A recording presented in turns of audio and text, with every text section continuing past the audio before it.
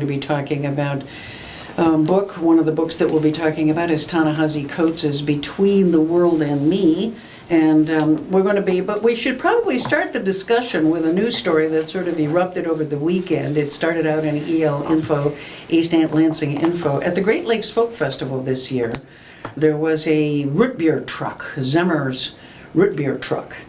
And I had noticed this last year and was uncomfortable with it. At that time they had a Confederate flag flying on a pole outside the food truck. Well, this year I think they decided that the flag would probably get taken down if they did, so they put it in the window of the truck. And it took people a while to spot this, and then it became sort of a cause celeb over the weekend. Did you see those stories around? I did see those stories, and it was unfortunate. I went on Saturday. I missed all the fun. Oh. The political activism.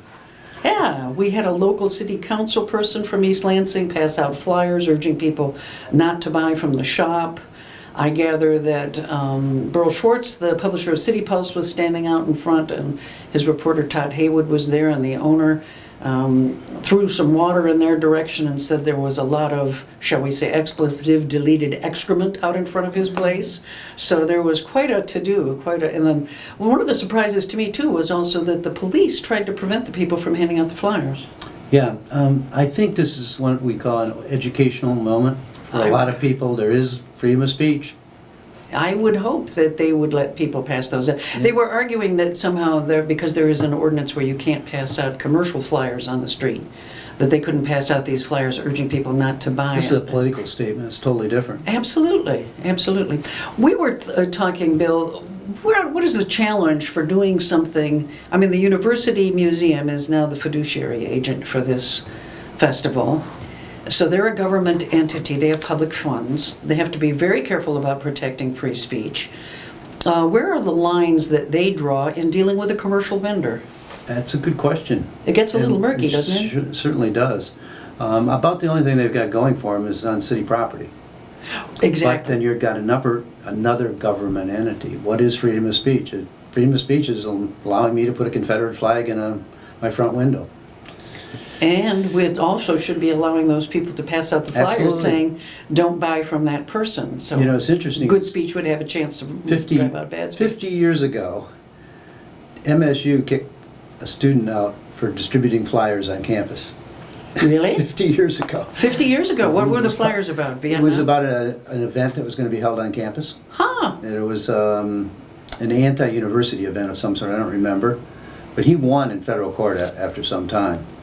But that was 50 years ago, right at the beginning of the free speech movement in this country. So it was kind of interesting. 50 years later, we're still debating what free speech is. It's a good frame, I think, for beginning our discussion here, because we are at the anniversary of Ferguson, and we have seen sort of a complicated situation arise in the last 48 hours in Ferguson that I find myself absolutely confused by. I'm really not sure what's happening. There are so many different threads going on with the young gentleman who is the 18-year-old who was shot, and apparently by undercover officers. And what were undercover officers doing at this event? I thought things had changed in Ferguson so that they weren't doing that kind of policing, so that they were backing off from militarized and undercover policing.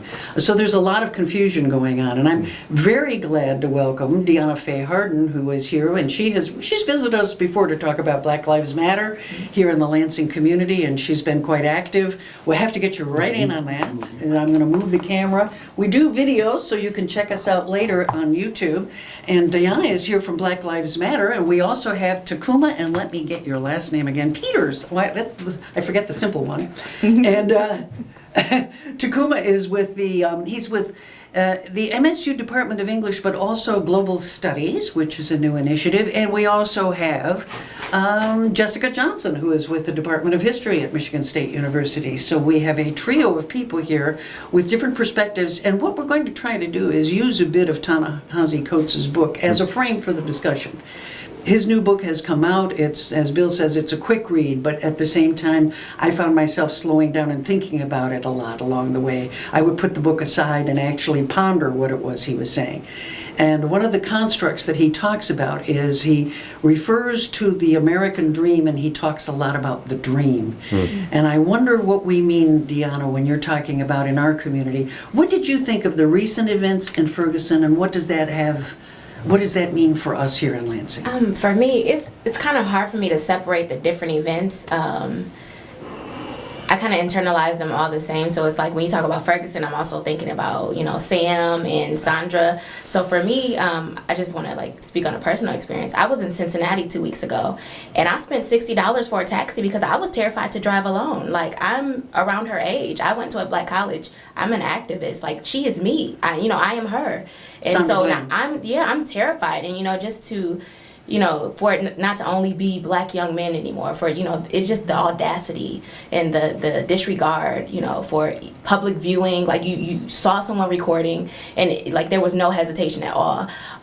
In Ferguson, after reading the story, it seems to me that it's suspicious behavior. I mean, they're saying that this is a friend of Mike Brown's. Right. Yeah, and for me, if you're an undercover cop, how do you identify this person out of this entire group of people, and you're following him? And they said that, I guess there was an interview done with his aunt. Ferguson, we all want happy endings, and we want quick happy Right. endings, the quick fix in this culture. And there's not going to be a quick fix for this. What is it going to take to actually grapple with this issue? I think what I'm so disturbed by is I see white America being very quick to want to move on. Let's move on, let's be positive. The future is great, and we've solved this problem now. Ferguson is all taken care of. They now have a few black officials, and that's going to solve the problem. Is it just Ferguson? Is it just the sort of South? Is it? Talk to me about that. It Tacuma. seems that what happened in East Lansing this weekend is just a clear example of how the state that we're in, where somebody flies a Confederate flag, Right. that is a celebration of the dissolution of the Union, which was always about slavery, and I think Coates makes this point. Yes. And when it wasn't about slavery in 1860, it was always about resistance to integration and full citizenship, social and economic and political citizenship for African Americans. So somebody's flying that flag, there was not going to be any moving on as long as what Coates says, the dream is still alive in people's minds and acted upon and given sanction by larger authorities, whether it's through sort of giving the rubber stamp or through, we don't want any problems here, you got to put your posters away, you got to do this, Right. let's move on. Right. And when people are demanding justice, that sort of thing becomes extremely problematic. You're listening to LCC Radio WLNZ 89.7 here in Lansing, Michigan. We're talking with Dionna La'Fay Hardin, Tacuma Peters, and also with Jessica Johnson, and talking about sort of where are we a year later after Ferguson and with the Black Lives Matter movement. One of the things that concerned me about the event over the weekend was that this was intended to be provocative. This wasn't just accidental. This was somebody who knew that they would touch off a firestorm. He had tweeted before racist comments. It's not illegal to be a racist in this culture, but how do we deal with people who are trying to sort of raise the flag of the Confederacy and do it here in a provocative way? Jessica, what is our historical hook to look at these kinds of white supremacist ideas and how they ebb and flow over time? Are we seeing another increase in this kind of activity? Well, I thought it was really interesting the ways that ever since the Charleston massacre, these symbols have drawn a lot of attention, and they've always drawn a lot of attention. But Bree Newsom climbing the flagpole in South Carolina. I just came from New Orleans, where there's a whole movement to take them down NOLA, which is about taking down Confederate monuments there. So this is something that is everywhere happening, and people are having conversations about it. And I think it gets into, like Coates talks about, the ways that people remember what the country is founded on. How they remember reconciliation after the Civil War. What does it mean that the North and South managed to find a way to come together? And what did that look like? So you have a moment after the Civil War that is about slavery, that is about seceding in order to preserve, an institution that was about black bondage. But then you have this moment afterwards where there is this entire promise of all kinds of possibility. You have Reconstruction amendments that come out of it that end slavery, that give people the votes, that demand, everyone is a citizen. If you are born here, you're a citizen. You're entitled to the rights of citizenship here in this country, and those rights should be protected. But then you have that sort of fold in on itself in the 1870s, not just because Rutherford Hayes wants to come in and just wants to not deal with the situation in South anymore, but because there's a huge rash of violence. So these symbols it's not just a flag flying or a statue that goes up and then it's just is there and it means nothing. And people should be entitled to their own opinions and their own understandings of their history, and that's fine. But when that becomes an issue of both violence, but also the power to enact violence, and that symbol becomes a symbol of people's ability and continued right to, take Black lives, which is what Coates is writing about, which is what is happening in Ferguson and everywhere in the country, that becomes the real problem. And so how do we manage that piece, like that piece where these aren't just symbols that just sort of stand up on a wall, but are actually part of, represent and lead to, in some cases, like actual violence against people and bodies. I'm so glad to see that the symbolic cultural battle is being waged, because all too often I think we have looked at a specific piece of legislation as if it's going to be the answer. I mean, I'm old enough to remember when the Civil Rights Act passed, and there was tremendous optimism about the impact that it would have. And what we didn't realize was that was only the beginning of the struggle to implement it, right? That was just not the end. But at the same time, I also feel that part of the reason today that we focus so much on symbols is because we do feel that so many legislative arenas are blocked, where this is the 50th anniversary of the Voting Rights Act, and we've seen it gutted by the Supreme Court. We don't see any substantial civil rights legislation in the offing. There really isn't any realistic possibility of passing any kind of legislation that would address some of these issues. At the same time, I see, and I hate to say it, I mean, maybe Dionna, is it true that the local chapter of Black Lives Matter suggested that it wasn't a good idea to have the protest at Bernie Sanders' event the other day? Did they come out with a statement? No, we haven't made a statement. You haven't made a statement. Somebody had said you had, and I was surprised by that because they had said that your group had said that was a bad idea, and I didn't think it was a bad idea. Well, are you saying that because there's a Black Lives Matter movement, and then there is also BAND, which is the organization that I'm with. So BAND didn't say it. Yeah, so not from you. Yeah. So I mean, someone associated with the Black Lives Matter movement may have said that, but it didn't come directly from. Well, it's been an interesting discussion in the community about whether that was appropriate or not. Should those protesters have gone instead to, say, a Republican rally where they could have really sort of addressed the issues of racism that seemed so blatant within some of the statements made, for example, at the last debate. But at the same time, my attitude was we have really been remiss. The Democratic Party has not been held accountable in the ways that it should be. It has not. They have focused on maybe minor tinkering with some rules and regulations rather than looking at, and I think the structural issue of criminal justice reform is so important. What's happening at the local level on criminal justice reform? For me, I think when you think about change, you have to realize that it takes more than the rallying. It takes more than individual people on the streets voicing their opinion. So I think the biggest step that I was a part of making was to have community meetings where the police official would come to our meetings, would offer his perspective of the way that things were being handled in Lansing, and also community members' perspective, and also be a part of a discussion to come up with ideas, ideas for events, ideas for community activities, or just ways to bridge the gap between the officials who man this city and the residents who live here. Because a lot of people feel that it's different when you police an environment that you feel is your home versus an environment that you're surveilling because it's your job. Right. So we kind of want to help initiate that sense of belonging, even if you don't physically live here, but your authority and your sense of respect is still lingering in this community long after you've gone home.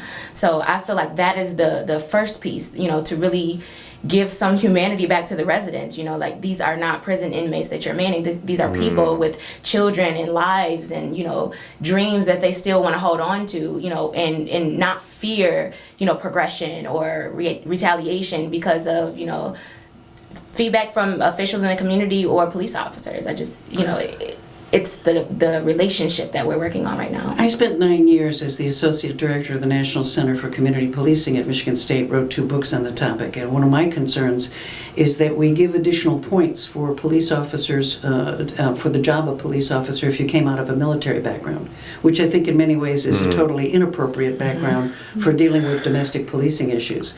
My attitude was we should really be using it as part of a reentry program for people who have been incarcerated because they have a need for a second chance. They have a unique perspective. I think that the culture has run for years. One of the challenges that I had in working in that field was that I found out how difficult it was to even raise the issue of excessive force in any kind of police training program. The minute that you said those words, you were immediately marginalized. You were not somebody that they were going to listen to in training. And I remember confronting a police chief down at the FBI Academy about it at about 3 o'clock in the morning and saying, isn't it time that police chiefs step up? Because you know who the people are in your department who are doing these things. Right. They're typically the ones on the midnight shift. They get away with a lot.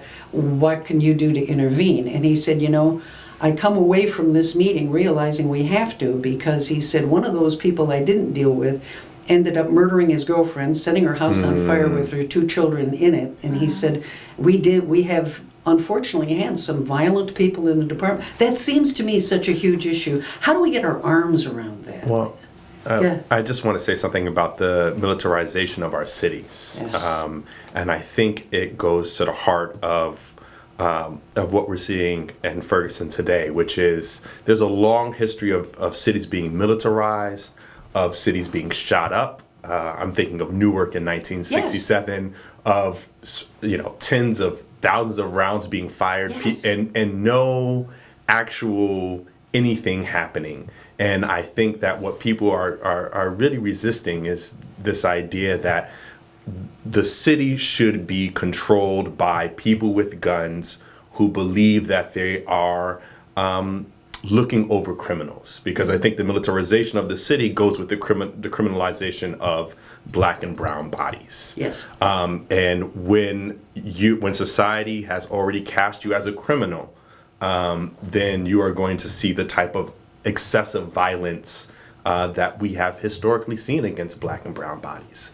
And I think that what I got from the Coates and what's been on my mind a lot is that what we need to do is decriminalize the black body and black and brown bodies, because nothing good is ever going to come out of that. I would like to add red to the list. I just discovered Yes. yesterday from my friend Lee Sprague that indeed the highest rate of police slaughter occurs among Native Americans.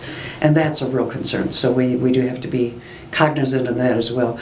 I guess my question is, why does Lansing need an APC? Why do you need an armored personnel carrier at a domestic police department? And why are we spending our money on that?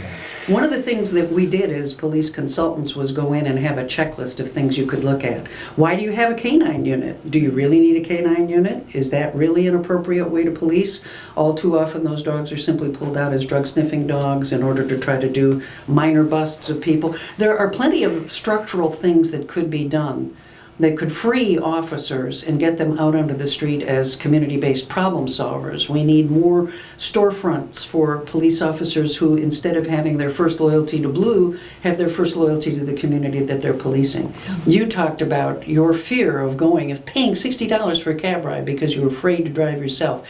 That's frightening to me, because there's something just so sad and so wrong that you'd have to be afraid of the domestic police force in the United States when you travel. I think we have to get a handle on this. What are the answers you're getting from the police department here? Are you happy with the progress you're making? Well, it depends on what department you're talking about, because for the community meetings, the chief Yankowski, Yes. he attended. So I've actually had even they calling the fire trucks and the ambulance, but it's when we got to the road, they told us we're not going to guide you into the street. Basically, if we got run over, it was on us. But it's like you waste our tax dollars because you're here. You bought the fire truck and the ambulance, but you're not going to protect us. Wow. So you're just here to scrape our bodies off the ground. Whoa. And so, as he was saying that, one of the other protesters, who happened to be Hispanic, she started recording him, and he immediately just backed up and stopped walking with us. You know, because I was like, you know, you just don't appreciate what we're doing. We're not doing anything wrong. You know, you just don't appreciate it. You don't see the value in it. And now you're also saying that our lives don't have value because we're, you know, choosing to act out in this way. And we, you know, any rally that we had no violence, you know, no cursing. I was there that night. Yeah. I was trying to find you guys. It was so dark. And Yeah, it was really dark. It was and really rainy. dark. And Yes. Yes. And what really kind of concerned me was that you did not look protected. No, I would have we didn't expected a feel police protected. cordon on both sides of you to make sure that the traffic didn't start moving. I was about 2 cars back, and seriously, I was concerned that people were just going to plow into you. Right. So that, you know, we have 17,000 little police agencies, large and small, in the United States, and each one is an independent fiefdom. People may not realize we don't have any national system. So you can have an engaged department Right. at one part of town, and then another department elsewhere that seems indifferent. Right. We seem to need to get a handle on that, where apparently our founding fathers were so frightened about a national police force they wanted to stay away from that. But I'm not so sure that was a wise idea, because how do we get that kind of control? Especially in communities where we've resegregated ourselves since the 50s. I mean, when you look back at the history of segregation, that has to be a concern, that we're busy resegregating ourselves. Are we making progress?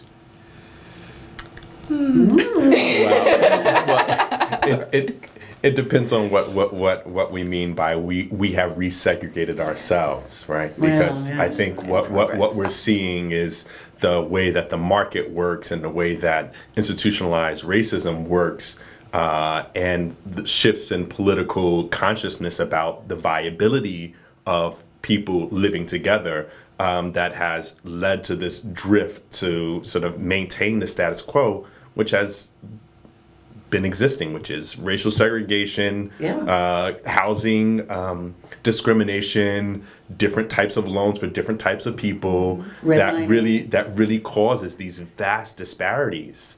And so The difference in black and white wealth is Yeah. enormous. You can't buy a house if you don't have the down payment, if you don't have the wealth to be able to make the down but payment. I think I cut you off. No, I was thinking, because it's always such a funny question as a historian to think about. Oh, how, you know, has it changed? And of course it's changed, but there are always these threads, and that's what's interesting about Coates, but also interesting about what's happening now. Even what happened in Delta Township, the extent to which police or military authorities or people with force are protecting their right to use force on certain people, and how those people have been marked as being black or brown, or in Native communities where there's a significant population being pressured and harassed in those communities as well, or disappeared. You have a huge number of women who are just raped and disappeared and then show back up.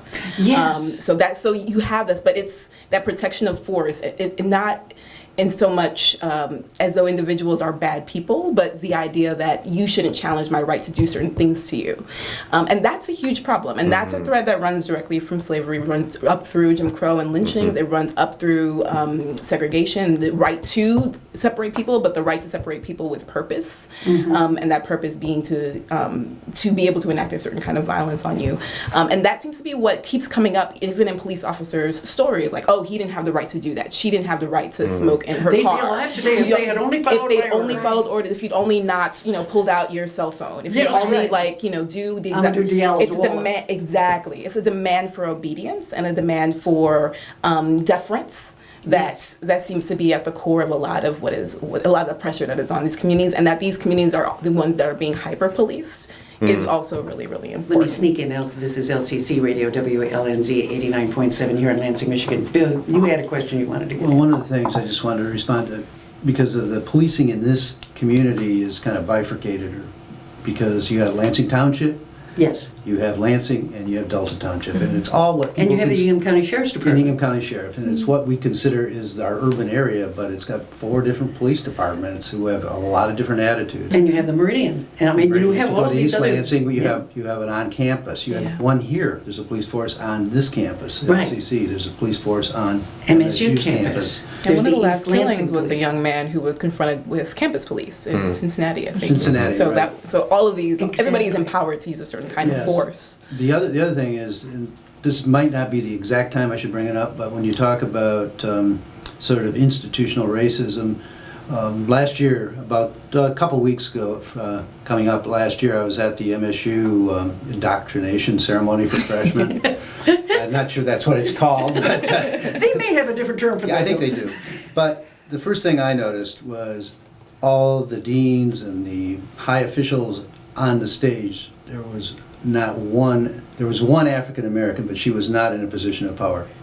And I Really? thought if I was a person of color sitting in that audience, I'd go, what the heck am I doing here? There's not one. Ah, I was That's shocked. disappointing. I was like, whoa, I didn't know this happened. It's and let me speak to this. It's interesting because when I think about institutional racism, I think about how the people who are instituting the violence or who are really exploiting the bodies and the peoples, they can be whatever color and whatever race. And the thing that we see most often, or we see very prominently, is that police violence against black and brown and red people can be enacted by African American and Latino and people who are part of communities who are under threat by the same type of violence. Yes. And I think it's really key to point out this is not a necessarily we need more black or Latino or whatever X, but what we need is a fundamental thinking of the whole system and the public's understanding of what does it mean to live free and to commune with citizens of a different color. And I police think culture washes out skin color for the people who join the force. And indeed, some of the officers that I know who suffered the most, literally, I mean, even when they rose to high positions of power, were African American people in policing who struggled to try to reform the system, but who find themselves marginalized or, I mean, really in very, very tough situations. I knew a very creative police chief, head of public housing police in Chicago, who was trying to do some creative things. Long before we had decided to talk about ending the drug war, he wanted to end the drug war in public housing. And he was all of a sudden not the head of public housing police anymore. I mean, it's very difficult. It's very hard to speak up against that culture, especially since it's so politically powerful and determining. I mean, a police chief can sink you if you're the mayor. Yeah. And they're a very politically powerful force. What else are you doing in the community? What should we know about that's coming up that band is involved in? Tell us about some of your activities. I actually work for Eric Thomas. I'm not sure if anyone knows who he is, but he's a motivational speaker. So this past summer, I actually had the opportunity to work with the Lansing School District's AIM mentoring program, which is an intergenerational mentoring program. So you have middle school students being mentored by high school students, and high school students being mentored by college students, who are then mentored by teachers and other professionals. So that kind of opened up a door. So now we're in discussions about having that program as an elective. We've been asked to come back to the schools, so I'm hoping to be actually in the schools this year. I did have a mentoring program that we're a part of at Everett, but that's only during the lunch period. So this elective will give us an actual hour, with the students and a curriculum that they can, abide by and hopefully grow from and spread to their families. So, and we also have a athletic program that we're working on. It's called GREAT. And so the acronym stands for Guidance, Recreation, Education, Attitude, and Technology. So it's basically a similar concept, just helping the kids to understand, self-discipline, inspiration and motivation, being focused, and, using the resources that are available to you. It's so wonderful to see that kind of energy in the community. Yeah. At the same time, I always worry, one of the themes in Coates' book is his experience with Prince Carter Jones, who was the sort of privileged child of Mabel Jones, who went from being a child in poverty to becoming a radiologist to doing all of the things right. Give her son the best possible education, take him on travels around the world, make sure that this was going to be their move out of difficulty and being able to embrace the American dream for themselves. And then to have him trailed, he was clearly not the person that they were talking about on the police radio. He was about 6'4", and the person who was the suspect was about 5'6". And he, again, was another African-American male shot to death And it's really a concern. I mean, it's just an incredible concern, the carnage that we've seen. Why did it take The Guardian, a British newspaper, to come up with a way to be able to calculate these deaths? We've seen that there's such a heavy lobby against gathering the kind of data about policing that we really need to make some of these structural changes. That was one of the things that concerned me when I worked for the Department of Justice, was that there really was no rhyme or reason in the way they were collecting data.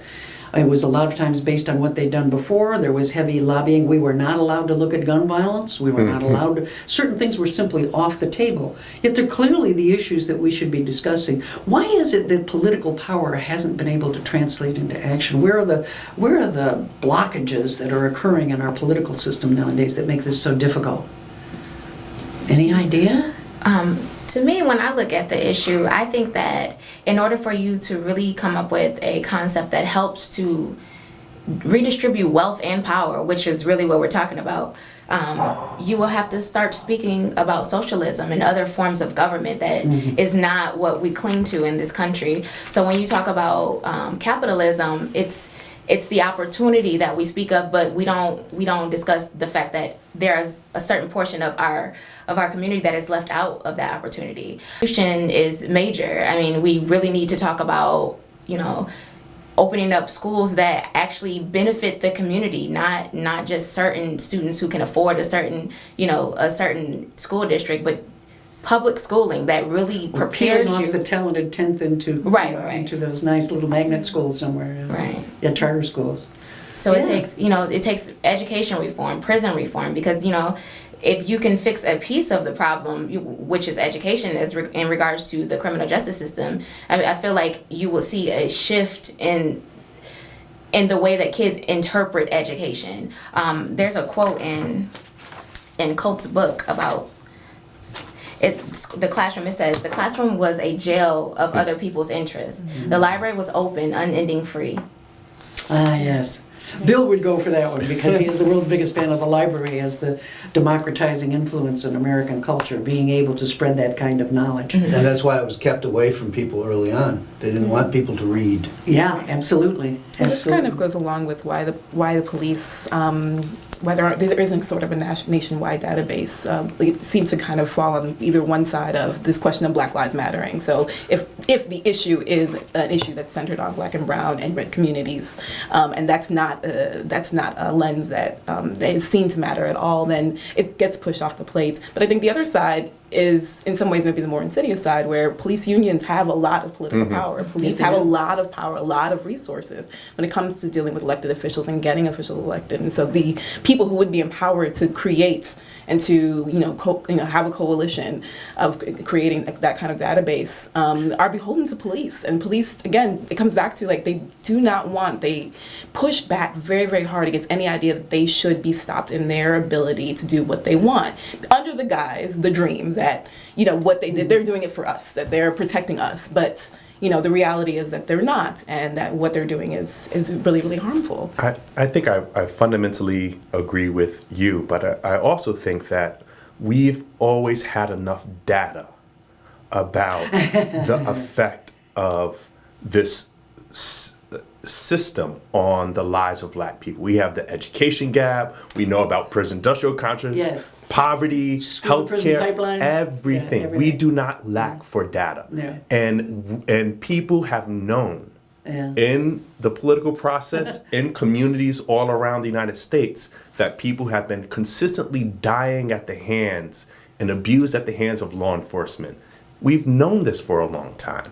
And I think that although I would say I am in support of more data, Right. I think we have known, everybody has known about this for a very long time, and it's not a lack of data per se. We look at the powerful lobbying forces of the Corrections Corporation of America, which has now succeeded in privatizing the system to the point that it becomes very difficult to be able to start emptying out the prisons in the way that we would need to, both to free up those resources for other uses, but also to simply save the lives of the people who are, for relatively minor infractions, serving longer and longer sentences over the years.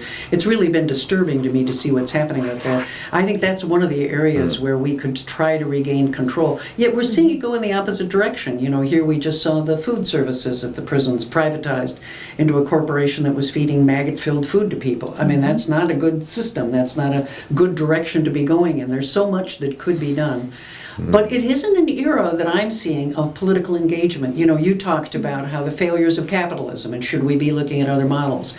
I don't hear young people talking about that in the way that Bill and I remember from the 60s, because we're really old. And, you know, those were the late night conversations on college campuses where people talked about it. Where's it being talked about? Well, for me, like Bill said, as a child, I was locked in my room reading books all day. I was the outcast as a child. So there was a lot of things that I absorbed that I wouldn't have if I had been social, like, you know, like other kids my age were. So for me, I picked up a lot just reading in the library. So I don't hear a lot of people even now talking about socialism. And when you look back through the history books, most of the people who really stood for socialism ended up being martyrs in some sort of way.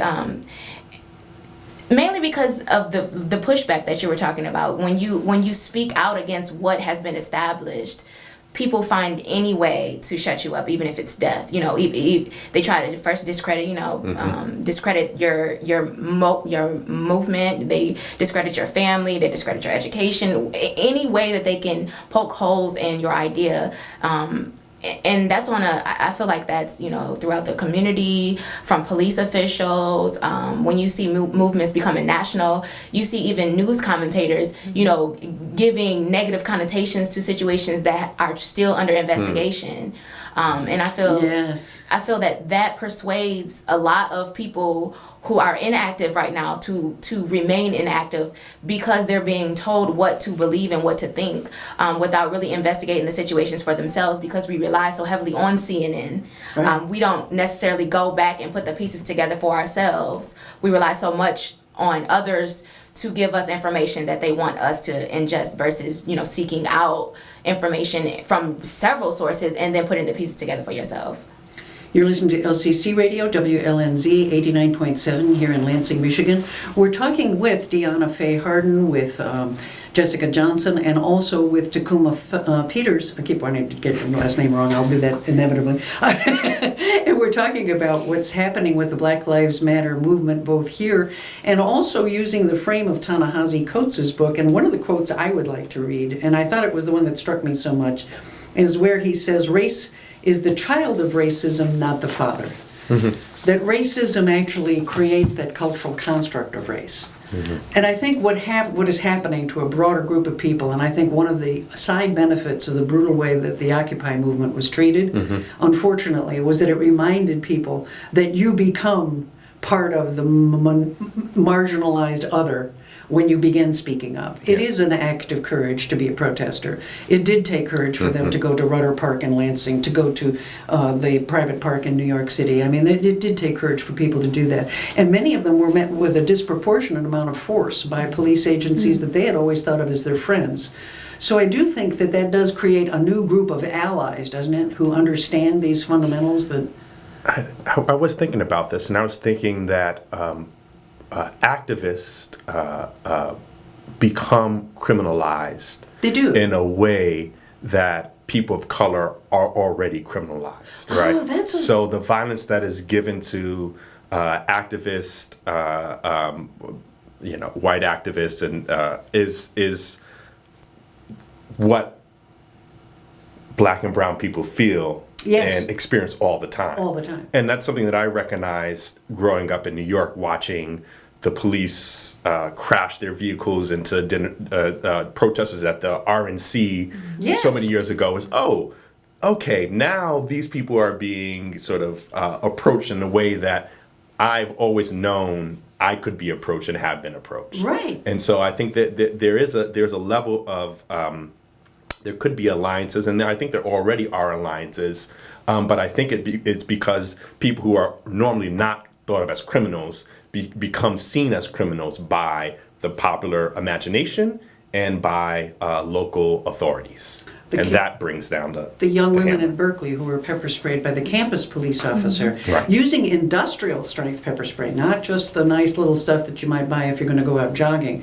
They had a really vivid reminder that just because I'm part of a privileged class normally, that doesn't spare me from this kind of behavior if I push back against what is perceived as the power structure there. Yes, you wanted to jump in. I was just going to piggyback off what he was saying. For me, that adds to the credibility of their movement. When you see that there's no hesitation to lash out against anyone associated with the movement. I don't think that police officers see that, but for me, it kind of bonds us together, as the Yes. people that are being attacked versus those people over there, and also in the case with Sandra Bland, the fact that she was an activist, a black female. Who probably tried to stand up for her rights. Right, and was probably in more than able, we will ever capture on tape. right, and was probably able to have a conversation with him that led him to believe that she knew more about how to handle the situation than what he wanted her to understand. I feel like that played a major role in the way that her last few days on earth played out. The fact that she was so enlightened about the disparities and the disparities in how certain types of people are monitored and tracked in this country, and I'm sure even for me thinking about the car ride to the police station, I'm sure she was saying all kinds of things that made them feel as if in custody she was a bigger threat to them than being free on the street. And she was indeed an outsider to the community coming in, one of those dreaded outside agitators that we always hear about, right? That was very common in the past, a way to marginalize somebody. They were the people who were the supposed provocateurs. Right. One of the things I do know about police after all those years of working with them was that they are slaves to the policies, practices, and procedures. And one of the things that I think has changed dramatically is this idea that they can enforce compliance no matter what. That if you even speak up nowadays and try to say, but I have the right to, that somehow that puts you at risk and somehow that makes you subject to capital punishment because you are defying a direct police order. That seems to me, that's gone way off the rails. It was not like that 20 or 30 years ago. That was not enshrined in the training and enshrined in the policies, practices, and procedures. What happened at the turn of 2000, quite honestly, in my mind, after it began in the 90s, but really after 9/11, was that militarized policing won and community policing lost. We lost big time. I was working with a project in 60 different public housing developments, and the Department of Justice came to us before we launched and said, by the way, you're going to have to make arrest first as the #1 priority. I said, what do you mean? We're looking at non-arrest strategies. That's the beauty of community policing. It's people backed up by authority being able to resolve problems without needing to engage the rest of the expensive criminal justice system. But instead we've gone for mass incarceration for profit. And I think until we can get that out of the system, we didn't see that in the early years, did we? I mean, look at this explosion historically in the prison population. Yeah, a lot of this is a kind of even post 1980s type of moment where it's privatization of prisons. You have the cocaine 80s, the crack epidemic, and you have the ways that basically policing black communities has been a kind of cash cow. In Ferguson, the DOJ documents in Ferguson said that. They were like, by arresting people, by stopping people for traffic violations, by having people come in and having to post bail. Like Ferguson's police department was basically supporting itself. Yes, and and this the is city. not new, and the city. And this is not unique. You guys, you can see it in New Orleans, you can see it in other kinds of places. I wonder about the ways you can see it in Lansing, East Lansing, or in this area here. And that insidious piece of the extent to which black people end up being still kind of resources. That's something we haven't pulled out because the rhetoric around it, the story around it is that, oh no, this person is a criminal. And so if we can somehow get underneath that and unpack that and pull away from that, which is what everybody's discussing, from Black Lives Matter to Coates, is saying that people are their bodies, they're more than just sort of a criminal being. So our national consciousness of what does it mean to be a criminal and black people as criminals comes from a historical moment, and it has evolved, obviously, and it has all these permutations over the years and years and years and years. But this criminality and blackness really does come from a historical moment of trying to keep black labor in place. And it's why they were quick to want to come north when the opportunities opened up in the factories in the north. And so we saw that great internal migration that took place.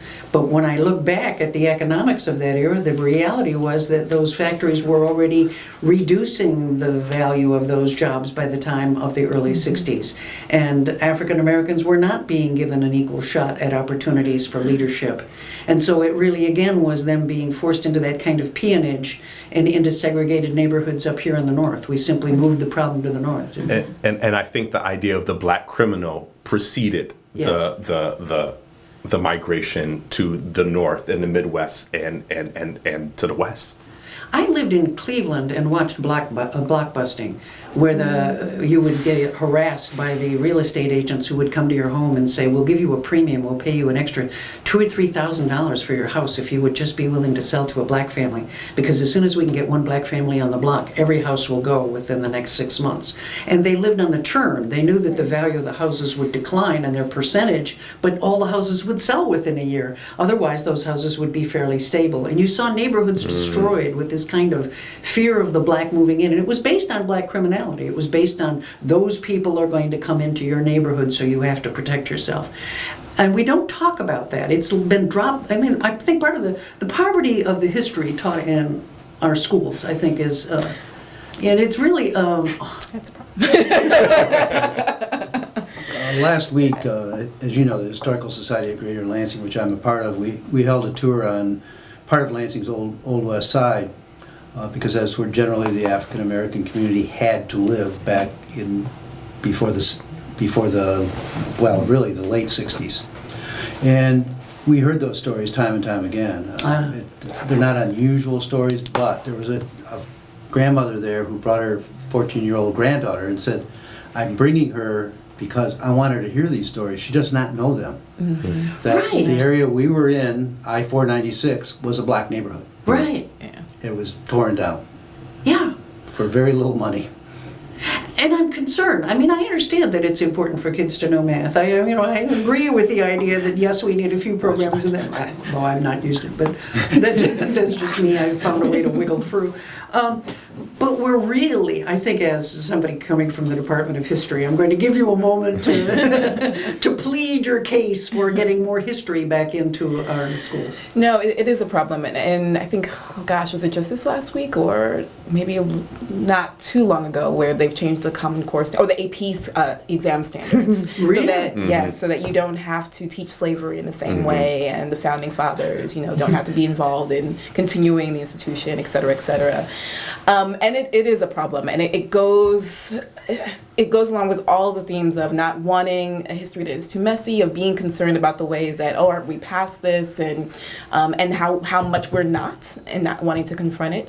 It also goes with the ways that standardized testing work, so that certain subjects, take primacy, and then you just need to be able to have a proficiency at that level, and then you're done. So that these kind of complex issues of how redlining works, of blockbusting, of how slavery to freedom works, which is an extremely complex story just from 1854 to 1876.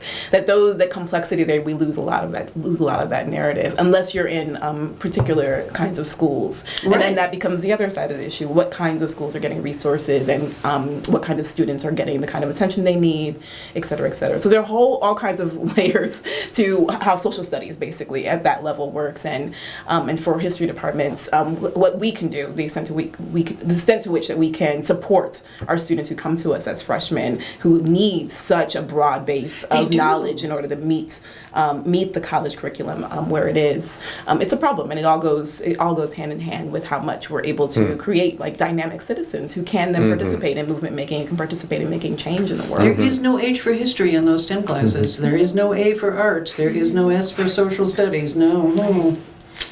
Just to speak on what she said, for me, I went to a black college, so... Which one? Norfolk State. It's about 15 minutes from Hampton. So for me, that opened my eyes up to so much. I mean, coming back to Michigan, I eventually looked, basically I researched my ancestry, and I was able to find, I think 6 or 7 generations. I was able to find a census that stated that my basically 6 generations down, when slavery ended, he was 17 and he could read. But just to see that on a page, like just to see that, and to see a plot of land like that he owned, like just to, I don't know, that just did something for me. And to even see, World War II registration cards, like with signatures and, body makeup. I feel like so many kids are missing that. They don't see themselves in the classroom when you talk about history. And if they do see someone that looks like them, it's in a negative context. Right. So why would I pay attention? If you're showing me hanging from a tree, why do I want to look at that? Right. Why do I want to see that every day? Why do you don't show officials, you don't show schools, the schools that we built, the communities that survived, you just see murder and death. So I mean, when that is what you're introduced to, I think it's 3rd or 4th grade. Mm-hmm. By the time you're in 10th grade, you've tuned out for 6 years. So exactly. It's like, exactly. Now that I have to take these tests, I mean, I wasn't present. So you want me to try to put these pieces together of something that has nothing to do with me? Because at that moment, you've isolated yourself from the issue. So now we have kids who are desensitized, even though they are a part of the issue. They don't feel like it's about them. Right. And it leads to a kind of passivity that you feel you don't have any agency, that you can't make any significant change. And I think that's what's so tragic.